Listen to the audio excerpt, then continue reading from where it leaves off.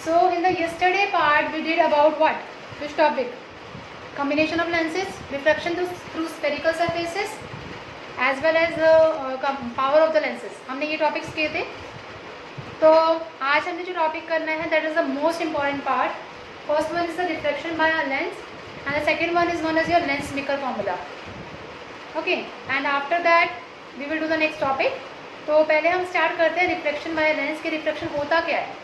ठीक है, क्योंकि हम ये सारी चीज़ें किसके बारे में बात कर रहे हैं? रिफ्लेक्शन के बारे में बात कर रहे हैं. आप प्लीज़ एक बार अपना नया सिलेबस चेक करिएगा, उसमें रिफ्लेक्शन पार्ट आपका कट हो चुका है.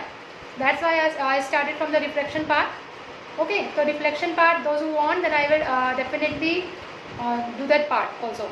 ठीक है, पहले एक बार यहाँ से सिलेबस कंप्लीट हो जाए, then we will start. Okay बेटा, तो देखिए आपका जो रिफ्लेक्शन पार्ट है, रिफ्लेक्शन होता क्या है? मैंने आपको बताया था कि जब लाइट रे एक मीडियम से दूसरे मीडियम में पास होती है तो उसको क्या बोलते हैं? रिफ्लेक्शन बोलते हैं.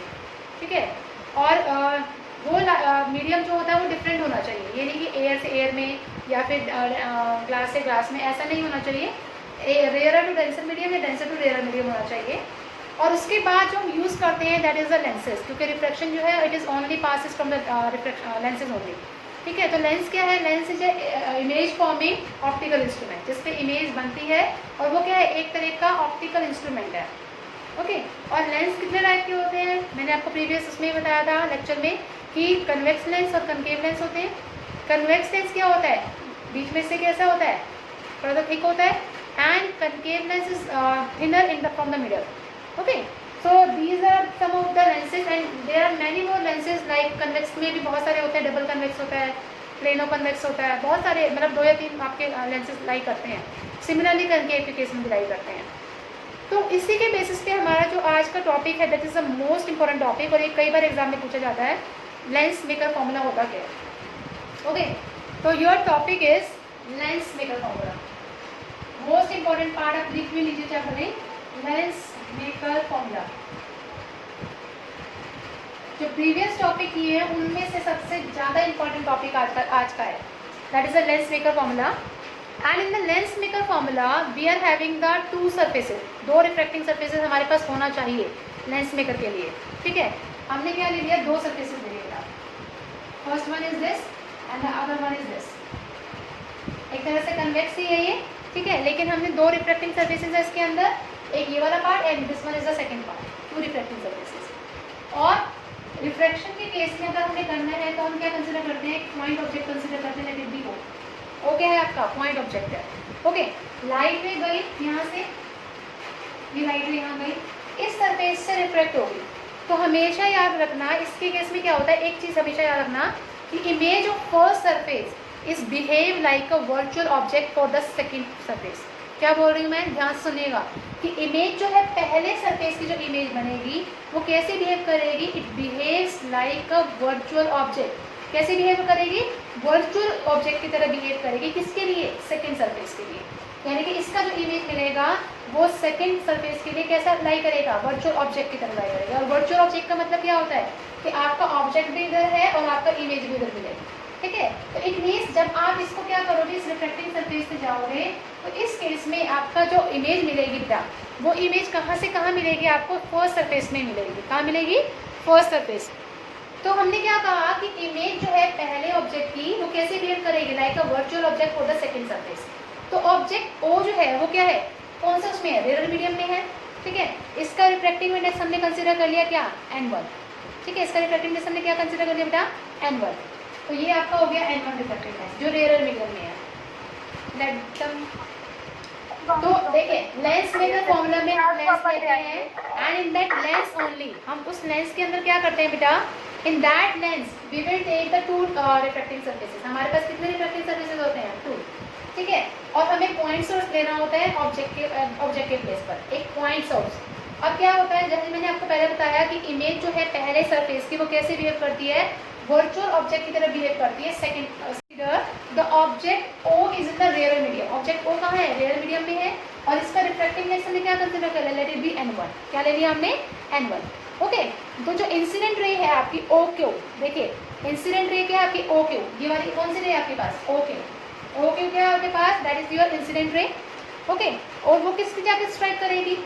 ऑन द फर्स्ट सरफेस, किसके साथ स्ट्राइक करेगी, फर्स्ट सरफेस पर, ठीक है, और यहाँ से क्या हो जाएगा, रिफ्लेक्ट बैक कर जाएगी। तो जो इसका इमेज मिलेगा इस ओ का, वो क्या मिलेगा आपको, ओ डैश मिलेगा। देखिए कहाँ मिलेगा आपका इसका इमेजेस, देखिए यहाँ से टकराई और यहाँ से इसकी इमेज कैसी मिल रही है आपको, वर्चुअल इमेज मिलेगी। हमेशा याद रखिएगा इस केस में जो इसकी इमेज मिलेगी वो कहाँ मिलेगी आपको, वर्चुअल इमेज मिलेगी और ओ डैश में जाके स्ट्राइक कर जाएगी, ठीक है, क्योंकि ये आपका स्फेरिकल सरफेस है। स्फेरिकल सरफेस में रिफ्लेक्शन उधर ना होगी, कहाँ होगी, इधर होगी, वर्चुअल ऑब्जेक्ट की तरह होगी आपकी, ठीक है, वर्चुअल इमेज की तरह, सॉरी।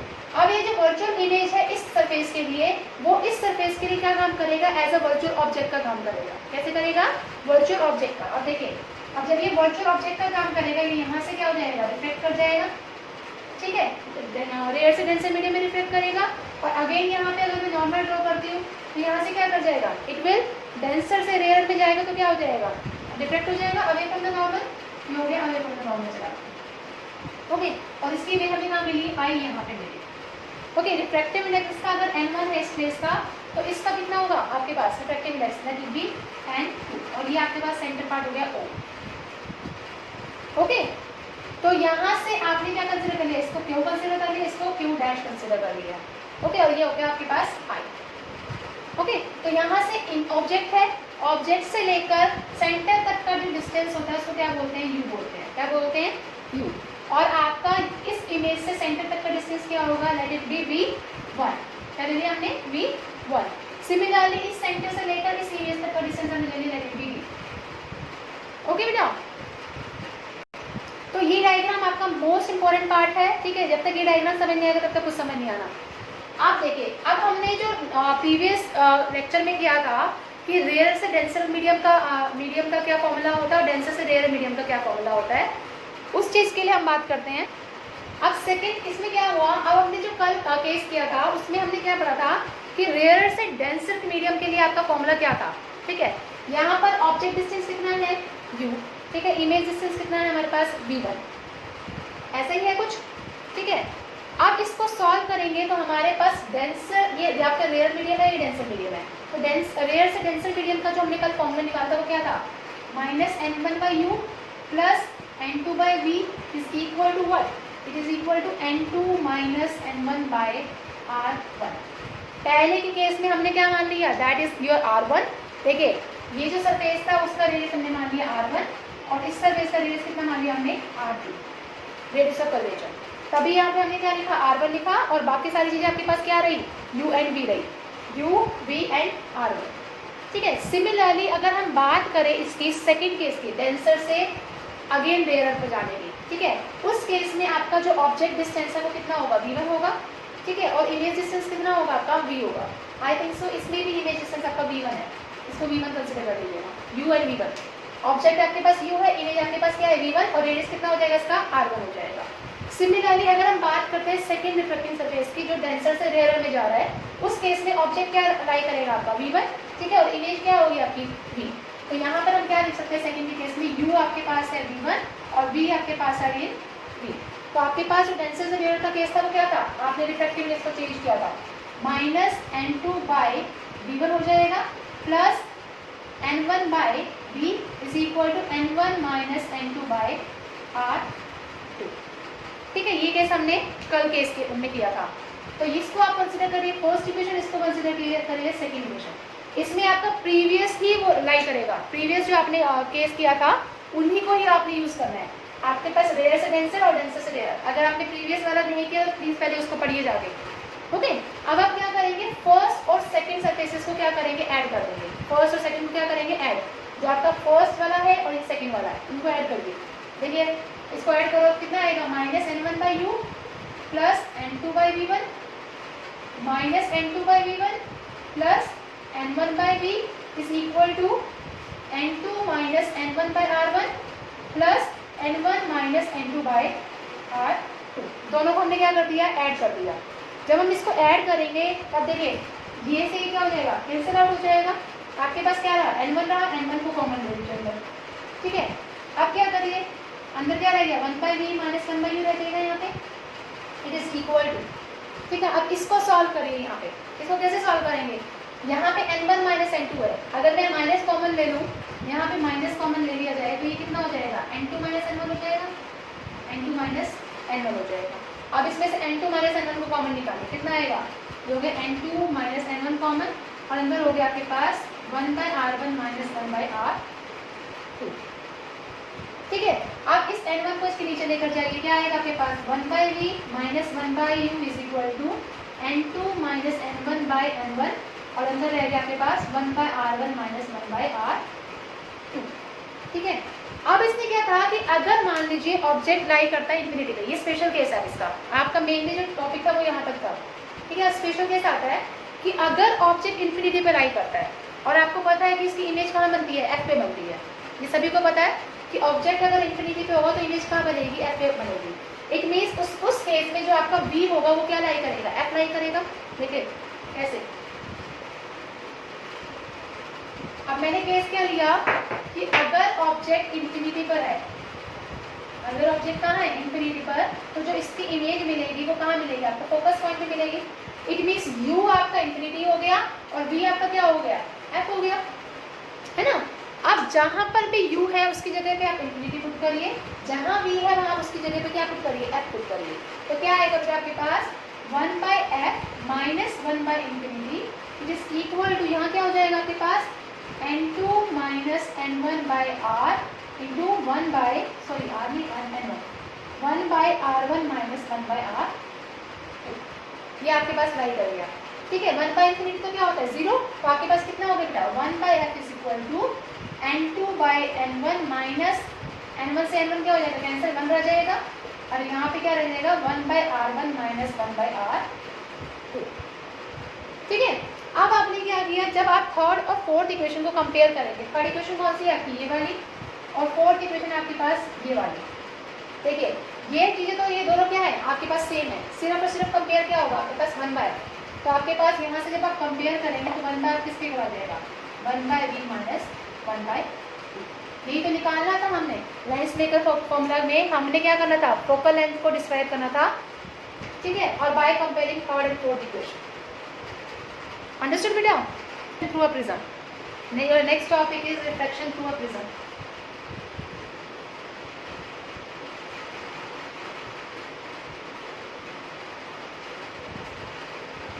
देखिए बेटा, topic is refraction through a prism. Prism सभी ने देखा है।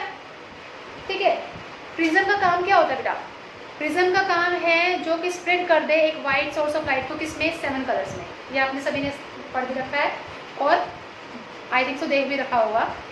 तो वैसे ये हायर क्लासेस में आता है, जैसे इसकी वेवलेंथ आप लर्न करते हैं ना कि अलग अलग कलर्स की भी प्योर की जो वेवलेंथ होती है, हायर क्लासेस में फैक्टली हम निकालते हैं। Even I did this experiment in the dark room, होता है एक्सपेरिमेंट हायर क्लासेस में होता है, नॉट इन योर क्लासेस। तो इसमें क्या है, हमने क्या कंसिडर करते हैं, प्रिज्म कंसिडर करते हैं। ठीक है, ये आपके पास प्रिज्म है,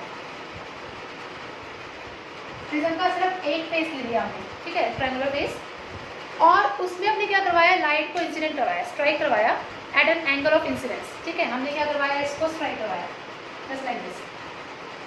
ये नॉर्मल है आपका, और इसके साथ ये एंगल बनाएगा एंगल आई।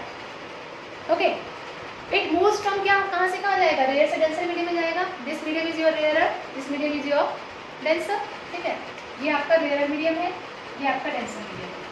ओके, रेयर से जब डेंसर में जाएगा तो क्या करेगा, it bends toward the normal, ये करके toward the normal time, normal की तरफ बेंड करोगे। ये एंगल ऑफ रिफ्लेक्शन है, इसलिए हमने इसको R1 कंसीडर कर दिया। Okay, again draw a normal line. आपने क्या कर दिया, दोबारा से एक नॉर्मल लाइन ड्रॉ किया। अब वो क्या कर रहा है, डेंसर से रेयर में जा रहा है, तो वो क्या कर जाएगा, अवे फ्रॉम द नॉर्मल जाएगा। ठीक है, अब यहाँ पर रिफ्लेक्शन तो होगा, R2 बोलेंगे, लेकिन इस सरफेस के लिए, आपका इस सरफेस के लिए वो किसका काम कर रहा है, एज एन इंसिडेंट का काम कर रहा है। ओके, ये रिफ्लेक्शन R2 जो है इस स्पेस के लिए किसका काम कर रहा है, एज एन इंसिडेंट का काम कर रहा है। और यहाँ से जब वो रिफ्लेक्ट होगा तो इसको, इस एंगल को बोलेंगे emergent angle, EMERGENT, emergent angle बोलेंगे। यहाँ से एमर्ज कर जाएगी लाइट रे। अब इस लाइट रे का नाम दे दिया P, Q, R, और ये हो गया S। एरो जरूर लगा लेना, एरो नहीं लगाएंगे तो नंबर कट जाएंगे। ठीक है, अब हमने क्या किया, इसको यहाँ से मीट किया, आगे एक्सटेंड किया। जहाँ ये मीट करेगा इस एंगल को क्या बोलेंगे, डेल्टा। और डेल्टा क्या होता है, angle of minimum deviation, angle of minimum deviation. ये आपने पढ़ भी रखा होगा।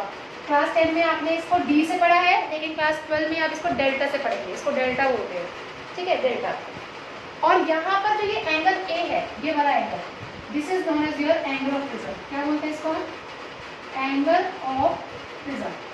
And this angle is always line as a 60 degree angle. ये हमेशा कैसे लाइन करता है, एज अ 60 डिग्री, क्योंकि इक्विलेटरल ट्रायंगल की बात करते हैं हम, ठीक है।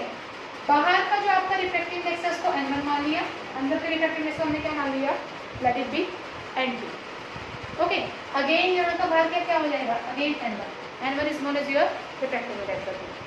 तो पहले यहाँ तक बताइए, डायग्राम में किसी को कोई भी प्रॉब्लम है, this r1 and r2 is known as your refractive angle, E is known as your emergent angle, I is known as your incident angle, and delta is known as your angle of your minimum deviation. Minimum deviation भी बोल सकते हो, deviation भी बोल सकते हो, as use. अब हमने क्या करना है, यहाँ पर एक नेमिंग दे देते हैं हम इसको I, ठीक है। इसको क्या कंसिडर कर लेते हैं, I कंसिडर करो या L कंसिडर करो, आपकी मर्जी है। इसको मान लिया I, ठीक है, वो आप नेमिंग अपने अकॉर्डिंग देख लीजिए।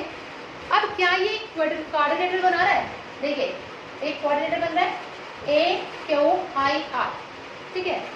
क्वाड्रिलेटर लगा लीजिए, इन क्वाड्रिलेटर आपके पास क्या हो जाएगा, AQIR। आपको पता है कि अपोजिट एंगल का जो सम होता है वो किसके इक्वल होता है, 180 डिग्री के इक्वल होता है।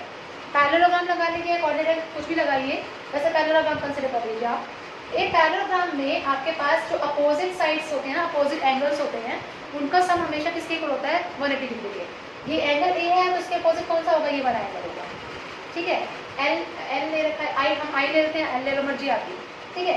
इसको एंगल ए प्लस एंगल आई, ये किसके इक्वल हो जाएगा, 180 डिग्री के इक्वल हो जाएगा। तो हमने क्या ले लिया, एंगल ए प्लस एंगल आपके पास हो जाएगा क्या लिख सकते हैं इसको, QIR, ठीक है। इसको लेते हैं QIR, ये किसके इक्वल हो जाएगा, 180 डिग्री, ठीक है। अपोजिट एंगल का सम हमेशा किसके इक्वल होता है, 180 डिग्री के इक्वल होता है। नाउ इन ट्रायंगल QIR, पहले हमने क्या लिया, पैरेललोग्राम लिया है, अब हम क्या लेंगे बेटा, ट्रायंगल लेंगे, ठीक है। Now in triangle QIR, triangle के केस में तीनों एंगल का सम किसके इक्वल होता है, 180 डिग्री के इक्वल होता है, ठीक है। ये एंगल क्या है आपके पास, R1, ये एंगल क्या है, सेकंड R2, और थर्ड एंगल क्या है, एंगल QIR, ये किसके इक्वल है, 180 डिग्री। ये हमारे पास क्या हो गया, सेकंड इक्वेशन हो गई। ओके, अब हम क्या करेंगे, कंपेयर करेंगे फर्स्ट इक्वेशन और सेकंड इक्वेशन को। जब आप कंपेयर करेंगे, दोनों 180 डिग्री के इक्वल है, ठीक है, इट मींस ये इज इक्वल टू ये आ जाएगा आपके पास। कंपेयर करिए, यहाँ पे compare 1 and 2, as you compare it, what do you get, angle A plus angle QIR is equal to R1 plus R2 plus angle QIR, ये आ गया आपके पास। Okay, so angle QIR cancel out, what do you get, A is equal to 1, angle रखा दीजिए R1 plus R2, ये आपके पास क्या आ गई, नेक्स्ट इक्वेशन आ गई। यहाँ तक बताइए बेटा, किसी को कोई problem. Now consider this point as D, जहाँ पे एंगल ऑफ मिनिमम डेविएशन किया था उसको हमने D पॉइंट कंसीडर कर लिया। अब हमारे पास एक और ट्रायंगल बनना है, यहाँ से QDR, ठीक है, एक और ट्रायंगल बनना है हमारे पास, ट्रायंगल QDR, ठीक है। इस केस में जो ये डेल्टा है, ये डेल्टा, ये क्या है आपका, एक्सटीरियर एंगल है, क्या है आपका, एक्सटीरियर एंगल, डेल्टा है आपके पास क्या, एक्सटीरियर एंगल, ठीक है। अब ये डेल्टा जो है वो किसके इक्वल होगा, क्योंकि आपके पास क्या है, बाहर के जो एंगल है that is known as your delta, तो अंदर यहाँ पे हम डेल्टा कंसीडर करते हैं एंगल, इसको कंसीडर कर लिया दैट इज डेल्टा 1 और इसको कंसीडर कर लिया दैट इज डेल्टा 2, ठीक है। दोनों एंगल कंसीडर कर लीजिए, डेल्टा 1 एंड डेल्टा 2। तो हमें पता है एक्सटीरियर एंगल किसके इक्वल होता है, sum of interior opposite angle के इक्वल होता है। तो हमने यहाँ कंसीडर कर लिया delta is equal to delta 1 plus delta 2, sum of exterior angle is equal to, sorry, exterior angle is equal to sum of interior opposite angle. अब आप मुझे एक चीज़ बता सकते हैं, यहाँ से अगर मैं ये डायग्राम ड्रॉ कर रही हूँ, ये आपके पास था I, ठीक है। इस केस में आपके पास दो है, एक ये R1 है, एक ये आपके पास डेल्टा 1 है। इस वाली लाइन के बारे में बात करूँ, डेल्टा 1 एंड R1। तो क्या आप मुझे डेल्टा 1 की वैल्यू बता सकते हैं, क्या होगी, what is the value of delta 1 इस केस में, this is I this is delta 1, this is R1. What is the value of delta 1 from here? अगर ये I है तो ये पूरा क्या होगा? ये पूरा भी I होगा. अब vertically opposite angle. Very good बेटा. I minus R1. Very good. तो आपके पास क्या हुआ? डेल्टा 1 की वैल्यू कितनी होगी? I minus R1. एक delta 1 is I minus R1. कैसे हुआ? ये पूरा आपके पास I था. I में से R1 माइनस करेंगे तो आपको क्या मिल जाएगा? डेल्टा 1 मिल जाएगा. सिमिलरली अगर हम डेल्टा 2 निकालेंगे तो वो कितना होगा? यहाँ पे एमर्जेंट रे है. ठीक है, अब आप खुद देख सकते हैं. ये आपके पास एमर्जेंट रे है. यहाँ हो गया आपका डेल्टा 2 और ये हो गया आपके पास R. तो यहाँ पे कितना हो जाएगा अगेन आपका? E minus R2. तभी तो आपका डेल्टा 2 होगा, है ना? तो यहाँ पुट करिए plus E minus R2. Okay, अब यहाँ से आप माइनस साइन कॉमन लीजिए. अंदर क्या रह जाएगा? I plus E minus sine common R1 plus R2. ये क्या है? R1 प्लस R2 एक इक्वल होता है. अभी दिखाया एक इक्वल था. तो डेल्टा किसके इक्वल आ गया? I plus E minus. यहाँ तक बताइए, कोई प्रॉब्लम किसी को? अब हमें निकालना क्या है? मिनिमम डेविएशन के लिए निकालना है. अब आपको ये पता है कि एंगल ऑफ रिफ्लेक्शन के केस में हमने पढ़ा था कि एंगल ऑफ इंसिडेंस हमेशा एंगल ऑफ रिफ्लेक्शन के इक्वल होता है. ठीक है, लेकिन मिनिमम डेविएशन, अगर आपको मिनिमम डेविएशन करना है तो उसके लिए कंडीशन होती है कि एंगल ऑफ इंसिडेंस हमेशा एंगल ऑफ एमर्जेंस के इक्वल होता है. आपने अगर ग्लास लैब का केस भी किया हो तो उस केस में भी एंगल ऑफ इंसिडेंस हमेशा एंगल ऑफ एमर्जेंस के इक्वल लेते हैं. ठीक है, तो मिनिमम डेविएशन के लिए फॉर मिनिमम डेविएशन के लिए हमेशा I किसके इक्वल होगा बेटा? R के इक्वल होगा. ठीक है, अब जहां पर भी I is equal to E था, जहां पे भी E है उसके प्लेस पे I कर दीजिए. तो आपके पास कितना हो जाएगा? क्योंकि आपको मिनिमम डेविएशन निकालना है तो डेल्टा मिन लिखिए से, और यहाँ हो जाएगा I प्लस I माइनस ए. तो यहाँ से क्या आ जाएगा बेटा आपके पास? ये हो जाएगा 2I माइनस ए. ओके, तो यहाँ से I निकाल लीजिए. I किसके इक्वल हो जाएगा? I हो जाएगा, इस A को यहाँ लेकर आइए, डेल्टा मिनिमम प्लस ए, और ये क्या हो जाएगा? बाय 2. ये आपके पास आ गया एंगल ऑफ इंसिडेंस का फॉर्मूला. ठीक है, इस केस में. और अब हमने क्या करना है? इस क्यू सरफेस पर स्नेल्स लॉ लगाना है, क्योंकि अब हमें क्या चाहिए? आपके पास रिफ्लेक्टिव इंडेक्स चाहिए, आपके पास N1 और N2 की वैल्यू निकालनी है. अब वो कैसे निकालेंगे? इस क्यू पॉइंट पर आप स्नेल्स लॉ अप्लाई करेंगे. जैसे आप इसको स्नेल्स लॉ अप्लाई करेंगे, देखिए एट क्यू, थोड़ा सा बड़ा डेरिवेशन है, थोड़ा सा ध्यान रखिएगा. क्यू पॉइंट पर स्नेल्स लॉ अप्लाई करिए, क्योंकि दो मीडियम है. दो मीडियम के लिए आप क्या करेंगे? स्नेल्स लॉ अप्लाई करेंगे. N1 इसका रिफ्लेक्टिव इंडेक्स है, साइन I आपके पास ऑलरेडी है. इस केस में आपके पास N2 रिफ्लेक्टिव इंडेक्स है, लेकिन यहाँ पर रिफ्लेक्शन एंगल कितना है इसके पास? R1. ठीक है, तो आपके पास क्या होगा? यहाँ से N1 sine I is equal to N2 sine R1 क्यों पॉइंट पर. सिमिलरली R पॉइंट पर निकालिए एट R पॉइंट पे बताइए जल्दी से क्या होगा? Hurry up. यहाँ से आपके पास क्या होगा? R पॉइंट है, आपका रिफ्लेक्टिव इंडेक्स N1 यहाँ है, और एंगल कौन सा बना रहा है? E. ठीक है, सेकंड के केस में आपके पास N2 यहाँ है, इसके साथ एंगल कौन सा बना रहा है? R2. तो स्नेल्स लॉ अप्लाई करिए. यहाँ से कितना हो जाएगा बेटा? N1 sine E is equal to N2 sine R2. Okay, अब यहाँ से हमने क्या करा कि लेफ्ट हैंड साइड जो है दोनों और both Q and R is same. देख सकते हैं आप, I E के इक्वल था तो दोनों की लेफ्ट हैंड साइड तो सेम हो गई हमारे पास. तो इट मीन्स अगर मैं राइट हैंड साइड को देखूं तो राइट हैंड साइड इक्वल हो जाएंगे कंपेयर करने पर, क्योंकि I E के इक्वल है तो यहाँ पे भी क्या हो जाएगा? आपके पास I आ जाएगा. तो ये वाली और ये वाली टर्म तो क्या होगी? सेम हो गई. ठीक है, रह कौन सा गया आपके पास? N2 sine R1 bye N2 sine R2. ठीक है, अब इसको कंपेयर करिए. कंपेयर करने के बाद आप देखेंगे तो क्या आएगा आपके पास? जब आप कंपेयर करेंगे तो आपके पास हो जाएगा यहाँ से N2 sine R1 is equal to N2 sine R2. ठीक है, आप यहाँ से करेंगे, साइन से साइन कैंसिल, N2 से N2 कैंसिल, आपके पास क्या रह जाएगा? R1 हमेशा किसके इक्वल हो जाएगा? R2 के. ठीक है, अब आपके पास जो A था, A is equal to R1 plus R2. यहाँ पे पुट कर दीजिए. R1 की जगह R1 भी पुट करिए. कितना आएगा आपके पास? R1 प्लस R1 कितना हो गया? 2R1. तो यहाँ से R1 निकालिए. R1 किसके इक्वल हो जाएगा? A/2 के. R1 हो गया आपके पास A/2. ठीक है, R1 किसके इक्वल हो गया बेटा? A/2 के. पहले यहाँ तक बताइए, किसी को समझ ना आया हो कि स्नेल्स लॉ अगर आपने Q पॉइंट पे लगाया तो आपके पास फॉर्मूला क्या आएगा? N1 sine I is equal to N2 sine R1. जहां पर भी आई है, आई का फॉर्मूला क्या है, delta minimum A plus A by to, और जहां पर भी आर वन है उसकी जगह क्या पुट कर देंगे, ए बाई टू। जल्दी से करिए, देखिए क्या आएगा आपके पास।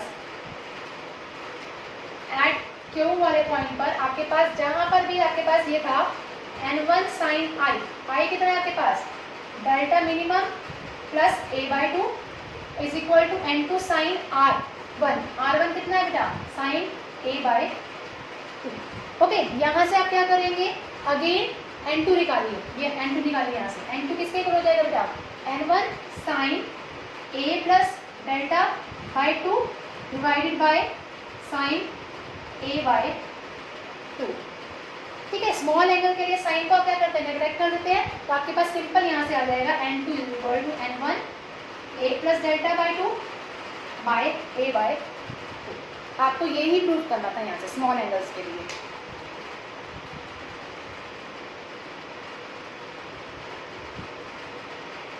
तो ये क्या आ गया बेटा आपके पास, स्मॉल एंगल्स के लिए आ गया। अब अगर आप क्या करते हैं, इसको क्रॉस मल्टीप्लाई करते हैं, देखिए क्रॉस मल्टीप्लाई करिए, जैसे आप इसको क्रॉस मल्टीप्लाई करेंगे वैसे क्या हो जाएगा, n2 a बाई टू हो जाएगा, और यहाँ कितना आएगा बेटा n1, और यहाँ कितना हो जाएगा, डेल्टा m कर दीजिए इसको मिनिमम, ये हो जाएगा a plus delta m by two. Okay, 2 से 2 का कैंसिल आउट हो जाएगा, मतलब ये भी कैंसिल ये भी कैंसिल, आपके पास क्या रह गया बताइए। अगर दोनों का रिफ्रैक्टिव इंडेक्स सेम हो जाए तो आपके पास क्या आ जाएगा यहाँ से, ये बताइए, एंड ए हो जाएगा यहाँ पे, और ये कितना हो जाएगा, a प्लस डेल्टा m हो जाएगा। ओके, तो आप सिंपल लिख सकते हैं n2 बाई n1 क्या हो जाएगा आपके पास, n is equal to n2 by n1 is equal to n, और यहाँ से क्या हो जाएगा आपके पास बताइए, a प्लस डेल्टा m, और यहाँ पे इसके साथ a ऑलरेडी है।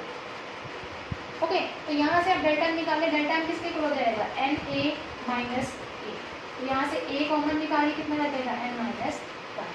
तो ये स्मॉल डिग्री एंगल के लिए आपने क्या निकाल दिया, मिनिमम डेविएशन निकाल दिया, और स्मॉल डिग्री एंगल का मतलब हो गया लेस देन 10 डिग्री के लिए आपका ये फॉर्मूला है, ये वैलिड। ओके, तो इन केस अगर आपको कोई भी प्रॉब्लम है तो you can ask from me on my YouTube channel, और you can comment on the email ID that is letclasses@gmail.com। और प्लीज़ जितना हो सके हमारी वीडियोज़ को लाइक करिए, शेयर करिए और सब्सक्राइब करिए। और इसके साथ ही अगर किसी भी टॉपिक में कोई भी प्रॉब्लम आती है तो आप हमें उसी टाइम कमेंट कर सकते हैं, और हम आपके कमेंट का जो आंसर है वो बहुत ही जल्दी देंगे, and we will be feeling very happy to answer your questions. Thank you so much.